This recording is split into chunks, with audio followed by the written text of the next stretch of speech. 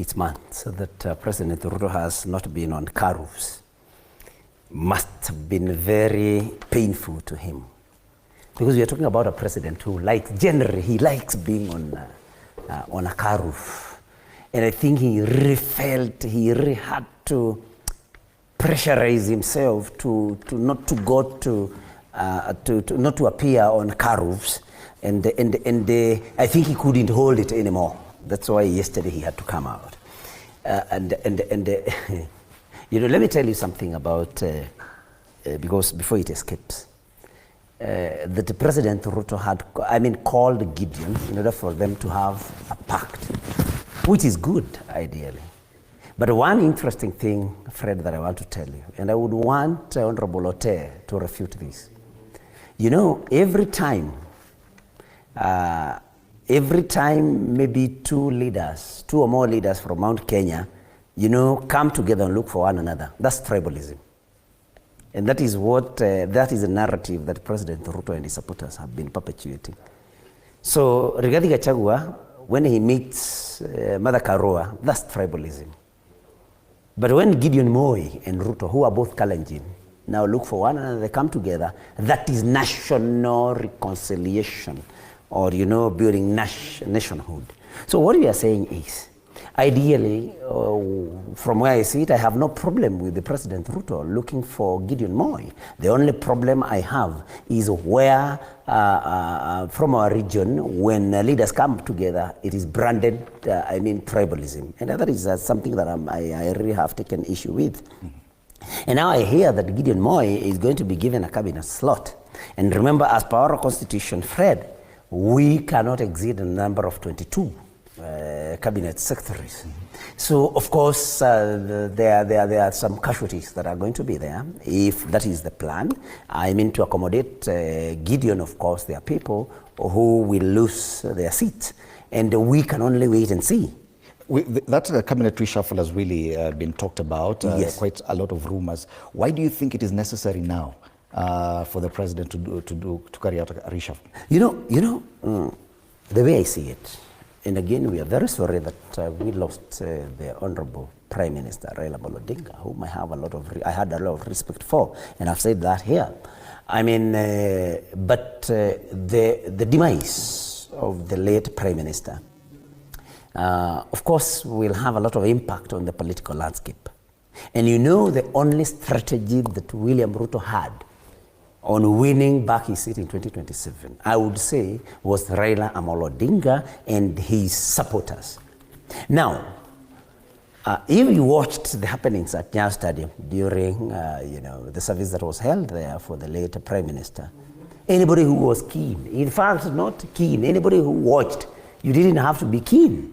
It was very clear. And again, that's something I challenge Honorable Ote to refute. It was very clear that ODM supporters have not been supporting broad-based government. But they respected Raila Amolo Odinga, and so they were like, just quiet. They did not want to oppose it because it had the support of Raila Amolo Odinga. And that is explained by the way ODM supporters, because most of the people that went to Nyutu Stadium are ODM supporters. The way they received Uhuru Kenyatta, the way they were called towards William Ruto, of course, had to send William Ruto back to the drawing board. And that is why now, he has to reorganize himself. He has to see how he can be able to appease the ODM base. Because, of course, and I had said it many times, that it's only ODM leaders that were in broad-based government, not the holloi polloi of ODM. And it was very there for anybody. Of course, people can deny, but it was there for everybody and anybody to see at Nyutu Stadium. And so William Ruto must now re-engineer himself. He has lost most of his major support bases. He has lost Mount Kenya, he has lost the former Western Province, he has lost almost everywhere. The only place he thought, apart from his native, from his base in Rift Valley, and not the whole Rift Valley, of course, the only place now that he thought he would compensate for the lost support in other grounds was basically, to speak, Luo Nyanza, but say ODM support. And so with it, because he's a keen politician, William Ruto is a smart politician. He, of course, saw what happened at Nyayo Stadium. He also consumes intelligence on a daily basis. So he must now reorganize his government to accommodate as many people from ODM as possible. But before I finish this, Fred, just allow me to tell my friend, Honorable Ote, that he cannot say that Magufuli was appearing on car roofs and the Tanzanians liked him, and so why would the Kenyans complain about President Ruto appearing on car roofs? In case Honorable Lote has forgotten, Magufuli used to appear in public, yes, many times, and he would solve problems on the spot. We mkuu wa wilaya, mkuu wa mkoa, njoo hapa. Huyu mama analalamika sijui nini. But President Ruto appears on car roofs making promises that he does not keep. And that is a major difference. Okay. So you cannot compare President Ruto's appearances on car roofs with President Magufuli's appearances on car roofs. Okay. And Honorable Ote has, said something that should not go unchallenged. That, the President Ruto appears because he loves the people. Really? Loves the people? And is not willing to sort out their health care? That today, as we speak, our people cannot be treated in private hospitals on the strength or with the support of SHA? And you tell us this president loves the people? A president who has not sorted out very basic problems with education, capitation, and that kind of thing, then you tell us, allow me please a second, then you tell us he loves the people. Then Lotte tells you that President Ruto had to call Gideon Moi because he did not want Gideon Moi to be humiliated by the UDA candidate. Hello? I mean, it's the other way around. William Ruto was very, very much afraid that Gideon Moi would win the Baringo senatorial seat on Kanu, which then would send a very strong message on President Ruto's lack of support at home. And that is why he called Gideon Moi, and we suspect he promised him very many things. Government business for Standard Group, payment of debts. I just want to believe because I was not there. But actually it's the other way around. President Ruto feared a Gideon Moi win. Okay. Even as you respond to some of the issues he has raised, definitely you must agree, Lotte, that there has, out of necessity, across the political divide, there has to be some re-engineering following the death of Raila Amolo Odinga. Why don't you think that the president is... No one you will meet who will tell you what is going on in the education sector. I mean, the level of confusion is unbelievable.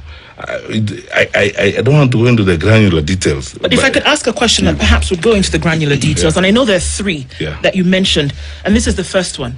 You speak about the disappearances of Bob Njagi and Nicholas Oyo in Uganda. But we also have to point to the fact that whether it's speculation from me who asks a question or the issues that Kenyans will bring up of people who disappeared while you were the CS for Interior, and people who turned up dead and for whom questions about their whereabouts were never answered. Would this be the same thing? No, you see, the contexts are totally different, and I will even answer that one very directly and tell you this. In every security situation anywhere on earth, even in the United States of America, in the UK and so on, security incident will happen. Somebody will be murdered by either a police officer or by a criminal, or something will go wrong somewhere. Where the line is drawn is where investigations are done. And as I said, every time when I was in the Ministry of Interior, we got the directions investigations point us. Mm-hmm. And if the direction that the investigations point us is to Dennis Okari, regardless of his status in society, we go there. And we ensure that he faces the law. In cases where we have had murders or criminal activities that have not been resolved in our country to this day, in some, files are still open. In others, I have personally called out very openly for a public inquiry. Did you push under your watch for those things to happen? I did. pushed for investigations. I counted the other day, by the way, because I was going through records another day on this issue of extrajudicial killings and disappearances. I counted, I checked my diary, my old diary, and discovered that I appeared before the Security Committee in Parliament 3 times. I think 3 or 4 times on this matter of forced disappearances and so on. In some cases, it had to do with the returnees from Al-Shabaab training in Coast and parts of Northeastern in Kenya. And in some others, in fact, I remember it's only one incident where a member of parliament provided actual information and reports on people who had disappeared, and they had disappeared because they had gone to a police station, and we launched the investigation at that time, working also with other agencies that we work with in the region. Where there is doubt and where there is information that is not available on how people have disappeared or people's lives have been lost, it is the responsibility of government to conclude the investigations, to pursue as detailed investigations as possible, and I would say it again, go the direction the investigations will point us to. If the direction of those investigations say it is the minister for India, and let's walk down the law. So where is a place for authoritarianism? Where is a place for dictatorship? It's basically insisting, we are the ones who have written the law. What does the law say? And even when I raised questions about, academic qualifications, some people's academic papers, I used to say, I believe that you can be a very good leader without a PhD. You don't have to have a PhD to be a fantastic, good leader. You go to parliament and write the law that says, for you to qualify for this particular position, these are the qualifications. Then let us follow it.